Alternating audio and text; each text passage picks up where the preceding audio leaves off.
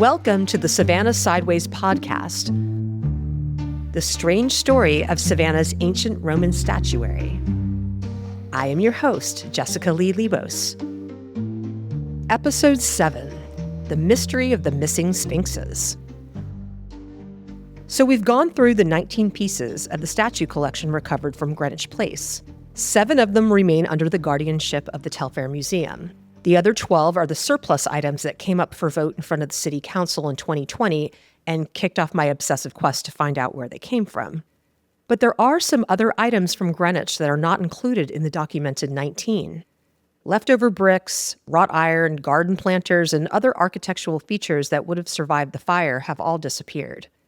Whispers abound amongst local treasure seekers that the massive marble columns that stood at the mansion's grand entrance were dumped into the Wilmington River. And then there's the pair of Egyptian Sphinxes visible in the silent film footage and black and white photographs of the property. There's no mention of them in the U.S. Customs documents from Spencer Schotter's Roman shopping spree or in the appraisal. There are a few newspaper references to the Sphinxes over the decades. One article from the 1950s about the Greenwich fire, the same one that mentions Pompeii, says the Sphinxes dated back to 300 BC, which could put their value at almost as much as the entire statue collection by themselves. In London in 2021, another pair of weather-worn Sphinxes that had been sitting in someone's garden were discovered to be almost 5,000 years old. They sold for several $100,000 at auction. In old footage, the Greenwich Sphinxes can be seen on the grounds in what appears to be very good condition before the fire. There's no report of what they looked like afterwards, and the general consensus is that they were long gone before the city showed up to clear the land. But that doesn't mean no one's seen them since. Sam the Graveyard Man, who, by the way, by this point had been promoted to the director of the City of Savannah's Department of Cemeteries and outgrew our cheeky nickname, pointed me yet to another historian who might have intimate knowledge about the missing Sphinxes. Hugh Golson is a Savannah native from all the way back. His ancestors came from England ahead of General Oglethorpe to survey the land. Mr. Golson is an antiques collector and historic preservationist well known for his pristine restoration of one of the city's most beautiful little dollhouse Victorians. He was also a public school teacher for 30 years and is incredibly generous with his knowledge with anyone who cares to ask. When I visited with him to talk about Greenwich, he shared more new information in the first 5 minutes than I'd found in months. The Bowens had a daughter who married Dr. Beecroft. They divided the property in half. Okay. There'd been 60 acres on the peninsula, and they split the property right where the Forest Lawn and Greenwich line is now. Mr. Golson is talking about the current line between Greenwich Cemetery and Forest Lawn Memory Gardens, which is a privately owned cemetery next to the city-owned graveyards. Evidently, when Spencer Schotter bought Greenwich, there was still another old plantation next door, occupied by a family that didn't necessarily appreciate the highfalutin hijinks of their new neighbor. Not only that, he had to drive across their front lawn to get there. And that was an interesting situation. Mr. Golson also remembers the plaster room at the Telfair, and that some of those old white casts found their way into private living rooms around the city when the museum converted the bottom floor rotunda for other uses.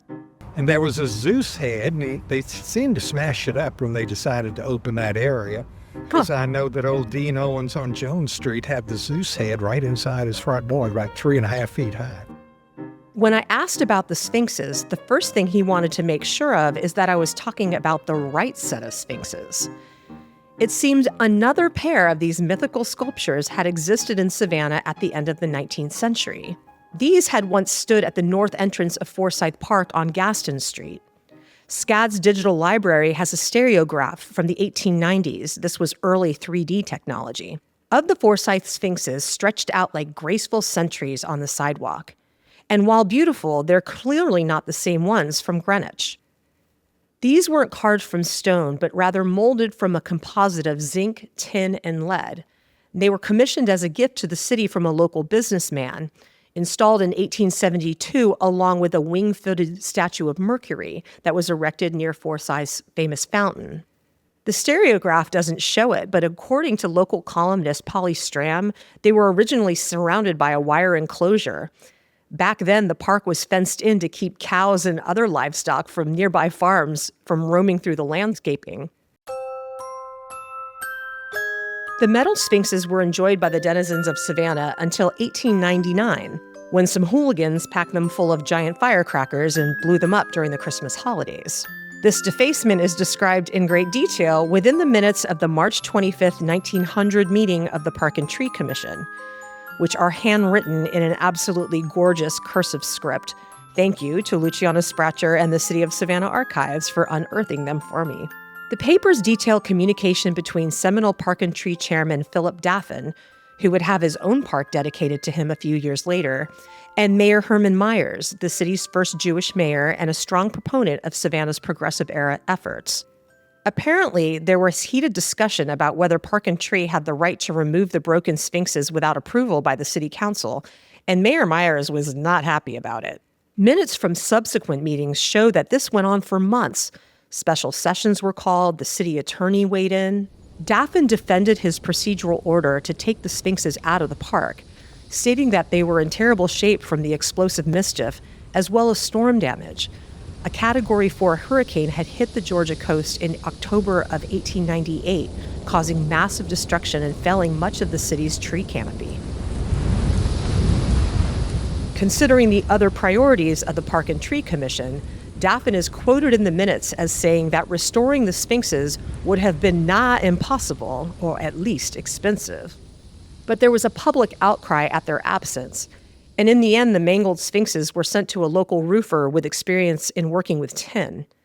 The repaired pair was reinstalled to their spot on the park, until the same or a new set of juvenile delinquents detonated them again a few years later, according to a 1928 article in the Savannah Morning News.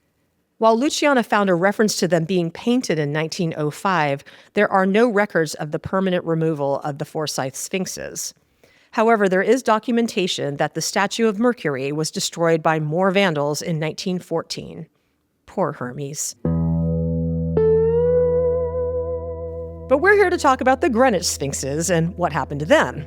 Hugh Golson knew all about Greenwich's history and had seen the statues at the Telfair and various exhibits over the years. He, too, had wondered about the whereabouts of the missing sphinxes. I knew the Sphinx, wherever they were Right. part of it. And then I rented an apartment out to a young man named who was full of long hair and guitars. And he picked up a girlfriend who was a total mess. She was very pierced and tattooed, more than anyone was in the early 80s. And Right. she ended up cleaning for me some. And she mentioned her grandmother owned them.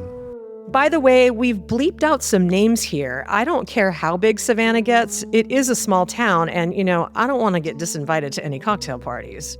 Besides, as much as I love spinning stories, I don't tell tales out of school, meaning I keep other people's secrets to myself. If I didn't, no one would tell me anything, and then where would I be? But Hugh Golson has the bona fides to say anything he darn well pleases about anyone he likes in Savannah. Before we got to the Sphinxes, he told me he had tracked down the grandmother of his tattooed cleaning lady. She'd been the topic of some hot gossip back in the 1930s when people found out about her high school boyfriend, who turned out to be a much older man. This was a hot romance that broke all the norms and no-nos and taboos. The principal was dating a student. Back then, we didn't talk about power dynamics, and as inappropriate and as illegal that situation would be today, the principal kept his job and the couple married after she graduated, though they did not live happily ever after and divorced some time later. When Hugh caught up with her, she had long since been remarried, and she confirmed that as a young lady, she had indeed grown up with the Sphinxes in her house. She told him that her father had been a realtor in the 1930s and had brokered the sale of Greenwich from the Tories to the city. By that point, the garden statuary had been laying in the dirt for over a decade, and the family told him he could have the Sphinxes as part of the deal. They were carted up and moved to the realtor's family residence in downtown Savannah, which is now a prominent building owned by SCAD. They were in the garage, and he had them on dollies, and they'd roll them out and wash them in Howard Street and then roll them back in. These things are 7 feet across and weigh 8 tons. Can you imagine your neighbor just trotting out some giant Egyptian statues on a Sunday morning and polishing the haunches like the fenders on an old Cadillac? Actually, that is so Savannah. Anyway, now we know where the Sphinxes went, but where did they go after that? More on the Sphinx's salacious journey, including a famous soul singer's offer to buy them, after the break. The Savannah Sideways podcast is brought to you by... Is it time for your annual eye exam? Dr. Erica Morrow and the staff at Foresight Unique Eyewear and Eye Care in historic downtown Savannah provide a high-level professional experience that is clearly above the rest.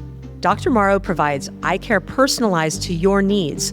Plus, you'll find the coolest, highest quality selection of frames in town. It's all about the optics. Schedule your appointment today at foresigheye.net. When people ask me about the best seafood in Savannah, there's no hesitation. I send them to Bubba Gumbo's on Tybee Island. This is a family-run, water-to-table situation where you can be sure that whatever you're served, perfectly grilled, blackened, or fried, was swimming in the sea this morning, and the guy who reeled it in is probably sitting at the bar. If you'd rather cook at home, BG Seafood Co-op next door can hook you up with the same fresh fruits de mer that they're preparing in the kitchen. And they'll even fillet it all for you and pack it on ice. And should you need a safe harbor to keep your boat, the Tybee Marina where it all goes down is happy to oblige you with a slip. Remember, my good people, friends don't let friends eat imported shrimp. Next time you're hankering for local seafood, head to Bubba Gumbo's and BG Seafood at the Tybee Marina on Lazaretto Creek.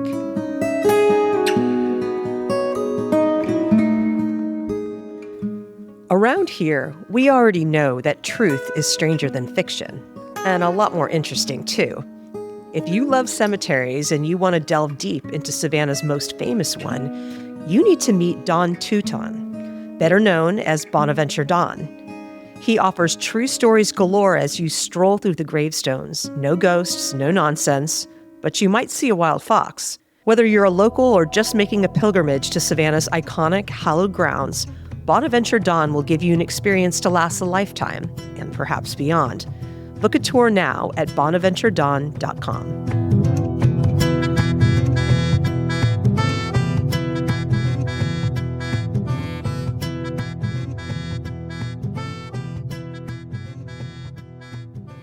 We've been talking with Savannah historian Hugh Golson, who was once described to me as someone who not only knows where the bodies are buried, he can tell you who held the shovel. Now, it's one thing to repeat legends and lore, but Mr. Golson has actually laid eyes on the Sphinxes firsthand, and he's got the receipts. While we were chatting, he pulled out a photo of the Sphinxes, a color photo. In it, you can see the smoothness of the granite, which is sort of a coral pink with black speckles. They are magnificent. The faces have delicate human features, and their paws rest on top of a thick base, which is a different color than the Sphinxes themselves. They appear almost impossibly perfect for having spent centuries out in the elements. Even more astounding is their setting. In the picture, they are sitting on the front lawn of a suburban house in Augusta, Georgia, about a 2.5-hour drive from Savannah. That's where the realtor's daughter, the principal's ex-wife, the mother of the Sphinxes, had lived since the 1970s. Mr. Golson went to visit her to talk about the Sphinxes with his good friend Mills B. Lane, another prominent Savannah architectural preservationist and collector. His father, Mills B. Lane Jr., established the wonderful Ships of the Sea Museum, now located in the old Scarborough Mansion on MLK Boulevard, which I highly recommend visiting next time you're downtown. The son was officially Mills B. Lane IV, not to be confused with his uncle, Mills B. Lane III, who was a famous boxing referee and one of the first reality TV judges. Some families are just more interesting than others, am I right? Though he lived primarily in New York in his later years, Mills B. Lane IV made significant contributions to Savannah, sharing his expertise on Southern history and architecture, renovating streets on his own dime, expanding Ships of the Sea, establishing a fund to protect the city's trees, and other fine examples of civic philanthropy. Back to the topic. Once Mr. Golson had figured out who had the Sphinxes and where, he thought Mr. Lane should pursue the acquisition of the Sphinxes for the museum and set up a meeting with their owner. So I grabbed up Mills, threw him in my car, drove him up there for lunch. He was going to do lunch. And here the woman in her mid-century modern house in the Pines has Sphinx on the front yard. And she has got tomato aspic foliage. I have not seen that horrid stuff since 1963 when my aunt did it for her bridge column. As with any deal making, it's important to ease into negotiations. Some deals are made over martinis, others are made over tomato aspic. These preliminary pleasantries were going fine until it was time to talk business. They decided they were somewhat cousins, which I thought was a good omen. But then at the end of the meal, when we got seriously talking, he said, "I'll be glad to pay $30,000. She said $80,000. And I could just see him snap like that. $80,000 is a lot of money for a couple of sculptures that had never been authenticated. It's far more than any other single item in the rest of Spencer Schotter's collection was appraised for. But the Sphinxes had one piece of provenance. She did show us the packing invoice from, 1907 or something like that? Right. Italy, written out. It was marvelous. She had the paperwork. The Sphinx's seller also had another negotiating point up her sleeve. And after she had thrown out that big figure, she leaned forward to him and said, "You know, James Brown, that singer that lives over in Aiken, he stopped one day and said he'd pay more than that." Yes, that James Brown, the godfather of soul, Mr. Dynamite, the hardest working man in show business. He was raised in and is buried in Augusta, where a large bronze statue of him stands at the heart of downtown. But James Brown did not buy the Greenwich statues, and neither did Millsby Lane after that insulting counteroffer. The day was over, the deal was over, there'd be no follow-up. Oh. He was very sensitive that people would take advantage of him. So that was that. The woman passed away soon after the meeting, and Mr. Golson says the Sphinxes were bequeathed to one of her children who brought them back to Savannah, to one of the island communities, where they've been sitting in another garage ever since. By coincidence or divine design, or perhaps Hermes at work, the glorious public garden at Ships of the Sea is where I first met with Dr. Abbey to talk about the Greenwich statues. Our conversation eventually landed on the Sphinxes, which he had also seen in the black and white footage. I showed him this screenshot of the color photo Mr. Golson had taken of them in the front lawn. He was amazed to see them, but hesitant to commit to any official evaluation from a photo on a pixelated screen, understandably. But he did have some observations to share at first glance. They appear to be, because I haven't seen them, right, but they appear to be carved from Aswan and granite, which is in southern Egypt, and it's like the canonical pink granite. The Aswan quarries are around 550 miles south of Cairo and provided signature pinkish stone for all sorts of objects in ancient Egypt, including obelisks, statues, and columns. It's a popular tourist site, and a famous unfinished obelisk from 3500 BC still sticks out of the bedrock. However, not everything sculpted from Aswan granite is ancient. While part of the region is an archaeological site, some sections of the quarries continue to be mined today. Even if the Sphinxes were carved from Aswan granite, it doesn't necessarily prove their age or where they came from. Given the information about the packing slip, Dr. Abbey did venture they might have well been purchased at the same place as the rest of the statue collection. It's possible that they could have been acquired in Rome, and that you would have an Egyptianizing market there. Because Rome is really one of the big centers for antiquities and new antiquities trade. He was a little more certain about their antiquity, or lack thereof. I think they're 19th century or early 20th. They're not 300 BC at all. They are, not only are they pristine, unlike a lot of the pieces that they're buying, are these, they've already been out in gardens. They've already been from estates. They're and restored. That's part of the appeal. Is they want things to look aged, right? They don't want fresh and new. They are, and they seem to have a gray granite base that they're sitting on. So that is that bichrome effect is very sort of 19th century. He agreed that they do have a stunning presence, and it's easy to see why anyone would have been bewitched by them at a gallery, whether they were ancient or not. Sphinxes were actually a pretty common item for Americans to pick up on their grand tours. In fact, the whole country was obsessed with all things Egyptian in the last quarter of the 19th century, when archaeology began focusing on the excavation of the Giza pyramids and its tombs. The Gilded Age spawned movie theaters decorated with hieroglyphics, and artisans created classicized versions of Egyptian motifs on furniture and decorative pieces. The setting of the famous 1871 opera Aida is set in the time of the pharaohs. And the craze culminated in the discovery of King Tut's tomb in 1922, though Dr. Abbey thinks the Greenwich Sphinxes were patterned on idealized interpretations produced by the Romans, who were also infatuated with Egyptian culture. An earlier phenomenon, I suspect, in that they appear to be replicas of the Egyptianizing sculpture for Hadrian's Villa at Tivoli that are in the Vatican. Again, these aren't definitive assessments, just musings over a blurry iPhone photo. But their pristine gleam seems to strongly suggest that the pink marble sphinxes are more like 150 years old, not 2,000. They'd still fetch a pretty penny on any of the online auction sites, though nowhere near what James Brown might have been willing to pay. It would have been pretty cool to see someone washing them in his driveway next to his Camaros. By the way, I did find the Sphinx's owner's descendants on Facebook and sent a message asking if they'd be interested in having me take a look at them. They responded very politely and very firmly, asking me to leave their name out of this story and out of my mouth, and that I not contact them again. And so the location of the Greenwich Sphinxes shall remain a mystery. Like I said, when it comes to non-criminal business, I do my best to mind my own. Besides, there's always a chance they might change their mind, or someone will make them an offer they can't refuse. I'd prefer to stay in their good graces. This is Savannah, y'all. You never know who you might sit next to at a cocktail party. Anyway, grab your life jacket. We're going on a field trip in the next episode of The Strange Story of Savannah's Ancient Roman Statuary.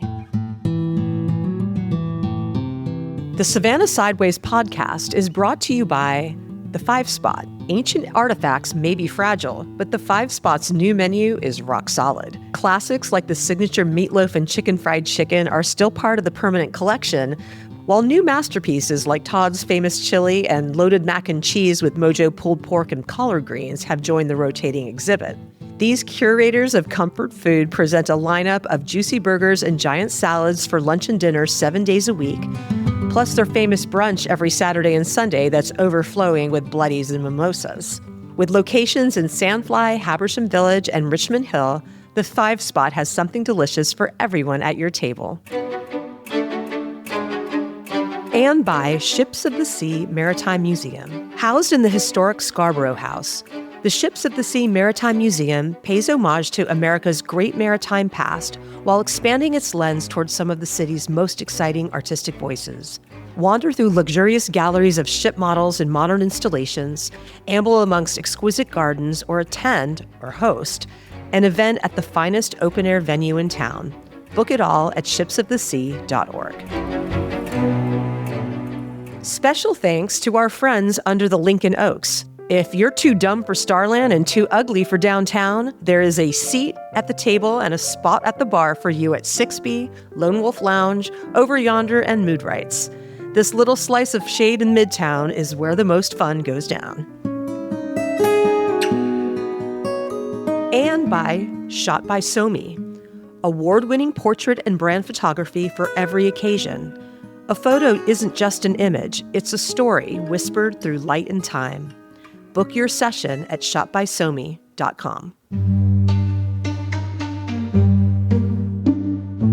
The Savannah Sideways podcast is produced by D. Daniels Media, female-owned full podcast production services for businesses, nonprofits, and special projects.